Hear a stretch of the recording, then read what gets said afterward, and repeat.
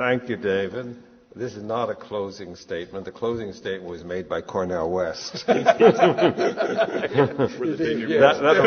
relieves us all of the obligation. Reflecting on this conference, one of the things that I didn't know and that pleased me to learn was the increasing closeness of James and Royce. There was some disagreement about that, but on the whole, the consensus of the conference seems to be that they did become completely close. There was one bit of irony about that, because if the view that Royce is replacing in the late Royce, the Royce of Problems of Christianity, is replacing the absolute as conceived of as a mind, a personal mind, but also a mind such that each of our minds is a piece of that mind, the sort of the conception which was held by the British Hegelians, notably by Green.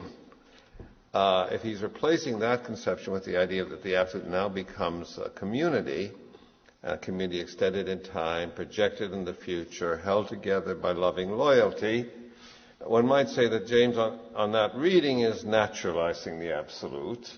I think not completely. I think the figure of Jesus still remains a little exceptional, and then in addition there's this mystical, the Spirit animating the community. So you might say the Trinity is still there. All three persons of the Trinity are there. But there is a sense in which it seems to me that the James of a pluralistic universe is paradoxically becoming more supernatural. Not supernatural in the sense of literally supernatural, because these superhuman minds are supposed to be also natural. Within, James still insists that outside everything is pure experience. Outside of pure experience, there is nothing. But suddenly, it's as if Green's picture were right, provided this mind of which all our minds are parts is only one among others. It has peers, might have some evil peers, but James doesn't really consider that very much. It's not omnipotent and omniscient, but nevertheless he's beginning in the pluralistic universe to play with something like the picture of British idealism. So there was a peculiar crisscrossing of their paths at the end. If I have I have a couple of problems with their joint metaphysics. One is that I've never believed that everything there is experience. This is common in the 19th century in philosophies that descend from Germany, as well as some philosophies that descend from England. That somehow reality consists entirely of experience, and I'm afraid I think most of this huge space-time universe we live in isn't experienced by anyone or anything. I'm not inclined. Experience is only part of the whole show, but I have a different sensibility and different generation, obviously. I guess something that a more serious criticism, I find that for philosophers who talk about history as much as Royce, and I'd be interested in hearing what Cornell thinks about this, as much as Royce and James do, they're so infected with European universalism that if you read them after reading philosophers like Foucault and Hadot, there's no sense, for example, in the varieties, and I don't know Royce's writings on religion nearly as well, but that we create different selves in different historic epochs. That there are such things as practices of the self, what Hadot calls spiritual exercises, a way of creating very different kinds of selves, even in the last couple of centuries. And the whole idea of looking for these almost eternal archetypes, personality archetypes, there's a sense in which it's not historical enough. But you can't do everything. I was very interested in Sandra Rosenthal's lecture, which I admired and which hit a lot of correct thoughts. So I'm not disagreeing with it. I want to emphasize that while it's important to emphasize the idea, the Jamesian idea that experience has ways of boiling over, as James put it, and thereby spoiling all our neat conceptual distinctions, our theories, and so on, that if you and this is something that I owe to a conversation with Marcin Kilinowski, who's here, if you emphasize this too much, then there's a danger of not seeing that pragmatism as having a connection with political democracy. I think someone said that, it could go either way. You could have a fascist pragmatism. Now, Panini did try that. In fact, I think according to Perry, he got Mussolini to make a nice remark about pragmatism, because it convinced him, if you read pragmatism just as Lebensphilosophie and stress I think the remarks in the pluralistic universe about logic, so much the worse for logic. I think they drew, first of all, I discussed those remarks in the introduction to the volume of James' correspondence that I wrote the introduction to. I think it's 9, but I forget the number right now. But it includes much of 1903, 1904, much of this period when James was tremendously philosophically active. I think these remarks about logic in James, you have to understand first that there were and still are philosophers of logic, Russell, who think, and Frege was a great example, but the present professor of metaphysics at Oxford, Tim Williamson, is another, many years later, who thought that logic requires that we reject the very possibility of genuine vagueness. There can't be any vagueness in the world. I think that's wrong, and I agree with Russell and Bergson that that's wrong. I also agree with Russell and Bergson that the time of mathematical physics, the continuum as we know it since Dedekind and Cantor, is not a good model for psychological time.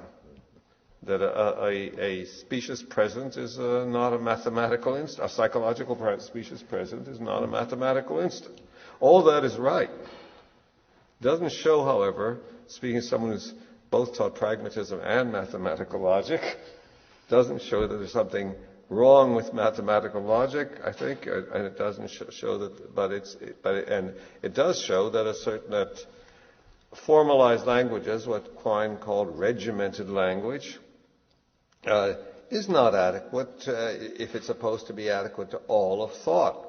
Pace Frege. Frege was wrong about that, and James was right. And if you identify logic with what these great logicians say logic is, then yes, we have to reject part of it. But it's better, I think, to reject what these great logicians said about logic. Cut it down to size. I remember at the World Congress of Philosophy in Uppsala about 10 years ago, maybe longer now, at my age, things that seem to have happened last year sometimes happened a lot longer. A keynote address was given by Henrik van Reit, who's done a lot of logic and also was a friend of Wittgenstein's and a co-editor of Wittgenstein Not Lost. And in his, not keynote address, but final address, closing address, he began by making predictions about what the 21st century philosophy would look like. And his first prediction was, he thinks mathematical logic will not have the importance that it had in the 20th century. From Van Reit. We went overboard. We fetishized mathematical logic, and especially on the analytic side of. But again, I want picking up on something Marcin Kilinowski was talking to me about. I want to pick up this idea that I think Jamesian pragmatism is emphatically a philosophy of democracy. And here I have to disagree a little bit with David Lambert, who he's been doing this for years, ever since he couldn't convince him when he wrote his PhD thesis with me, that the moral philosopher and the moral life seems to me a proof text for the democratic character of James' vision, and one from which he never budged. I want to mention three things. First of all, what does the ultimate test in morality turn out to be in the moral philosopher in the first life? The answer is, don't be deaf to the cries of the wounded. Now, this is nothing that any fascist ever said. Right? What Panini got Mussolini to celebrate was the vitality effort, vitality, the will to will,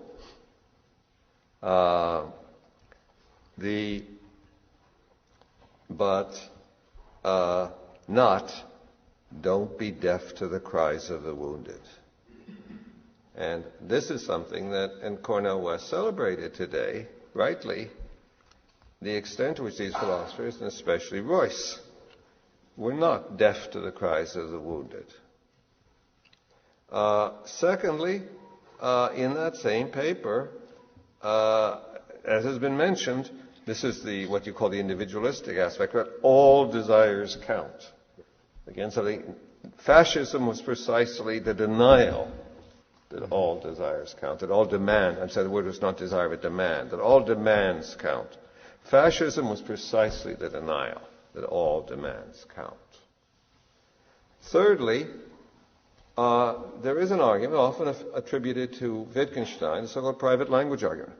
I'm not actually sure that that's a correct reading of Wittgenstein. But that argument, in the form in which it's usually attributed to Wittgenstein, is explicitly in the moral philosophy and the moral life. The argument is that if you had a world with any number of individuals with demands, but who don't care about each other, then nothing would be truly good because there would be no such thing as truth. And the key premise of the argument, whether you accept it or reject it is another question, but the key premise of the argument is truth requires a standard external to the thinker. My God, you say, wasn't that Wittgenstein? Well, actually, it's really, really quite difficult to find that in Wittgenstein, the form in which people claim it is. But it's explicit. It should be called James' private language argument. And then James, as soon, however, as there are even two loving individuals, and those two individuals held together by Royce's loving loyalty, then truth has a foothold. Notice, standard outside the thinker doesn't mean Royce is absolute. It doesn't mean a non-human standard. The standard ends up being provided by us through loving loyalty. That's not an individualistic vision. So I want to say this is because the question of what in Europe today, I know in Poland, in other countries in Europe, in Eastern Europe, what is a good philosophical basis for democratic philosophy? I think my friend Jürgen Habermas's philosophy, I love Jürgen, he's a saint, but I think it's deeply flawed. It still shows its origins in Appel's transcendental pragmatics, whose foundationalist origins can't really be washed away. Habermas continually, again and again, talks about continuing to talk until everyone affected agrees. Well, everyone affected will never agree. There's no theory in Habermas of what to do if 99.99% agree. You can't just say then that's enough, because what if that 0.1% is the oppressed? What if that 0.1%? The question of a political philosophy isn't what we would do if by talking long enough we could get everyone to agree. And in that sense, I do not see, and the worst alternative is to say, well, Popper provided us, Karl Popper, that reactionary, provided us with a philosophy for liberal democracy. No. I mean, I think that it is important to say that you have a much thicker, in James and Dewey and Royce, you have a much thicker possibilities of a philosophical ethics for a democratic polity. Even the image, we form an ethical republic here below, is a democratic image. Not God as the king. Even if God in his heaven is there, or if he's not there, we at any rate form an ethical republic here below. This is the voice of democratic pragmatism. Also, I think we've talked of James' pluralism. It's important to remember pluralism is not just mean what it means in politics or that is pluralism among people. James is also a metaphysical pluralist, and I take metaphysical pluralism to be the claim that, to use Aristotelian language, but there is a kind of sense in which pragmatism is sometimes a naturalized Aristotelianism, or Aristotelianism after Darwin, that reality has many levels of form. Aristotle was right that form is as real as matter. The world consists of form and matter, or form and matter in unity. This is what James is saying when he says, yes, relations are real, which makes it so strange, and I think I can interpret it. It makes it so strange that Peirce keeps saying that calling James a nominalist. Since the first point of radical empiricism is that relations are real. And that's not a disagreement between James and Russell. It's a disagreement between both James and Russell and Bradley, but it's not a disagreement between James and Russell. So the reality of relations, the reality of form, but there's a tendency in materialist philosophy, a tendency which is very strong today, to think that all the real form is at the level of the physics, especially of fundamental physics. That's a fundamental mistake. That there are that there are emergent forms. That form emerges, new form emerges at every level, and that is built into pragmatism from the very beginning. That's a tremendously important. Also, the term fallibilism. Fallibilism, it doesn't just mean that because our experiences boil over, we should be open to changing our beliefs. It means that later beliefs may turn out to be more true, or if you don't like to talk of truth, absolute truth, we have a disagreement about that, more warrantedly assertability than the previous ones. And more warrantedly assertable doesn't mean what Richard Rorty says it means. It doesn't mean more warrantedly assertable by the standards of my cultural peers.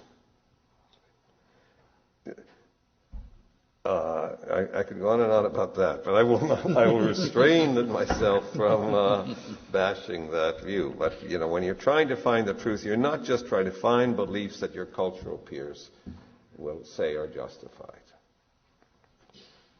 I can't read my own handwriting. Okay, so I won't read that now. I'll read it as soon as I leave. I'm sorry. Let me shift to Royce. James, I've done much more work on James than on Royce. I discovered Royce by accident when I was working one summer. Ruth Ann and I rented a house in Williamstown.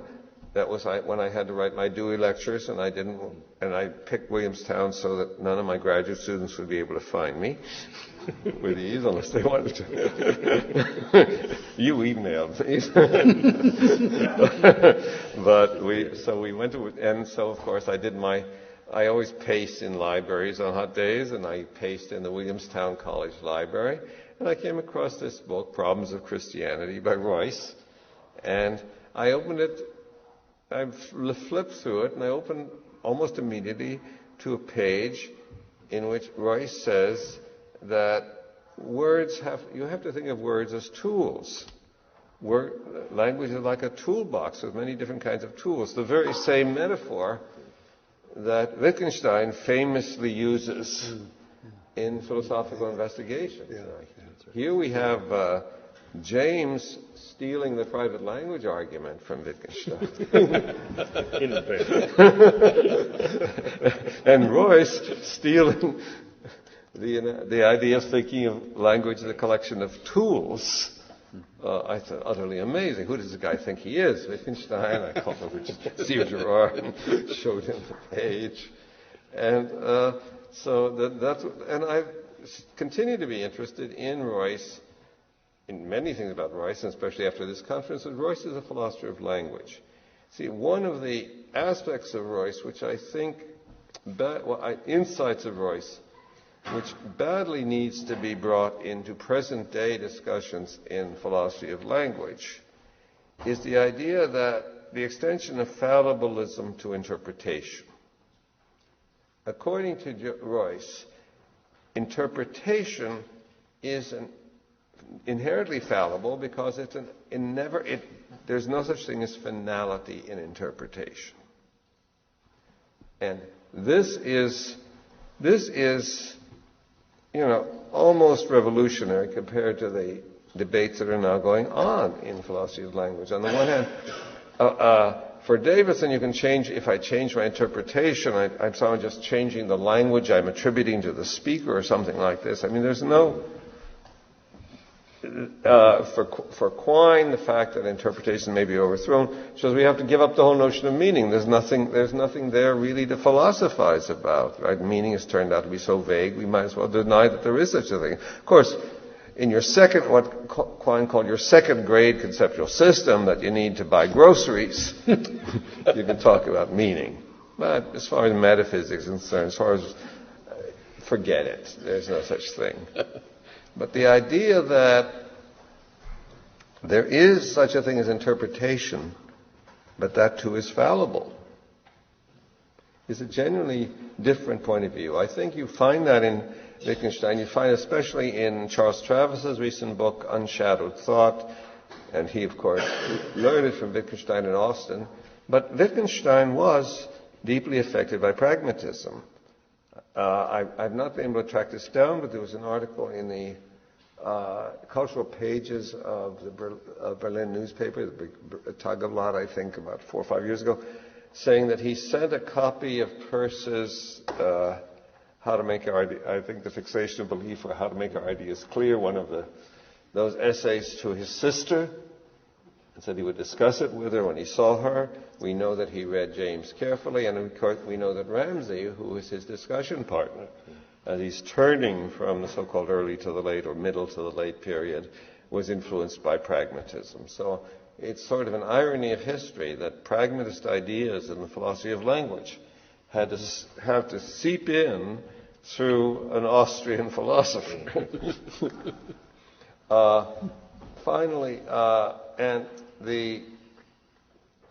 there are a few other things, I think, fourth, I think there are insights in philosophy of language of great metaphysical importance that we could learn from pragmatism. I think even about writing about pragmatism, some people are trapped nowadays. I know there are people who will disagree with this. Maybe Harvey maybe disagree with this, but we want to say, well, pragmatism is against the representational paradigm. Yeah. Well, I think that what pragmatism means is what all three of the classical pragmatists, Peirce, James, and Royce, are telling us is what's wrong with representationalism. It's not that it's simply false. Anti-representationalism is just as bad as representationalism. Yeah. The problem is to do justice to both the representational and non-representational aspects in language. That's why Ruth and I love to quote this letter of William James to Dickinson Miller, late in his life, in which he said, language may be likened to a cast of beans on reality may be likened to a cast of beans on a table. You can classify them in accordance with many different interests. You might classify them just according to their number, let that stand for purely intellectual interests. And James, of course, never denies that there are some purely intellectual interests, or for some practical purpose, or maybe whimsically, by their color or some peculiarity of their shape. But however you classify them, if the way you classify them fits the beans, that's the representational side, and accords with the interest, why not call it true? And for this, we are accused of denying the beans. It's too silly. So I want to say that this seems to be still a sketch of the right semantics that we don't have yet. But that I think this idea of representing both a representational aspect, that in James, in his published work as opposed to letters, It's when he says that I've never, in his replies, I think, to his critics, some misunderstandings of pragmatism, meaning of truth, when he said, I've never said satisfaction by itself suffices to make something true unless reality thereby also be incidentally led to. That's, again, this emphasis that representation is not enough, or fitting in some sense reality is not enough, but it is essential. So I think this is something we need in present-day philosophical discussion very much. Since there have been some anecdotes told, I will close now with... how much do we have time? I will close with a short anecdote. Last week, I read, for the first time, I must admit, Russell's My Mental Development in the Shilp volume. Randy Usher is still here in the Library of Living Philosophers. It's surprisingly short. I think it's only about 20 printed pages. Beautifully written. Russell is a man who won a Nobel Prize for Literature. And reading, those sentences are marvelous. But it is very touching and almost tragic. And it's written in 1943. It's not at the end of Russell's life. And Russell obviously is a man who is politically sensitive, active, willing to lay his freedom, his job on the line again and again from early on. But when he describes his religious feelings when he was still an idealist, and how gradually, religious feelings of the youth, how he lost his literal theism, but he was still a British idealist, and how he gave up British idealism in 1903, and then celebrates this. He had a mathematical side. He celebrates this idea. Now, with this new mathematical logic, we'll be able to stop all this fruitless discussion, and get agreement among philosophers. In the last paragraph, he's still saying, well, now philosophy has become a cooperative enterprise in which we can progressively solve these problems. But he also tells you that his intellectual beliefs and his emotions utterly fail to satisfy his emotions. He's utterly emotionally dissatisfied by his intellectual world picture. It's very moving. That closing page, or closing 2 pages of My Mental Development, are terribly moving. What never occurs to him at that last stage is, look, philosophical problems are not like scientific problems. If we see ourselves as wanting to be part of a movement that binds different generations, in the way Cornell said, and that strives to make this a better world, well, why shouldn't philosophy be part of that movement? If you're just going to if you're going to redefine philosophy, so that's not philosophy, to whom are you going to entrust careful thinking about these issues? I mean, the reason I like to tell my students, because they want to know why philosophy matters. I want to say, look, philosophy matters for 2 reasons. First, because it's fun. But secondly, it's important. It's important because if people don't do it well, it won't stop being done. It will be done terribly. And the petrolocracy is waiting there to choose the people who will do it.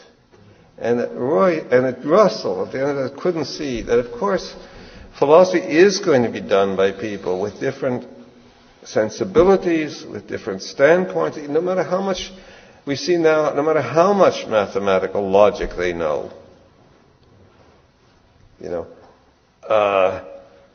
Richard Rorty and Alvin Plantinga are never going to come to agreement, probably ever, or their followers, that there is such a thing.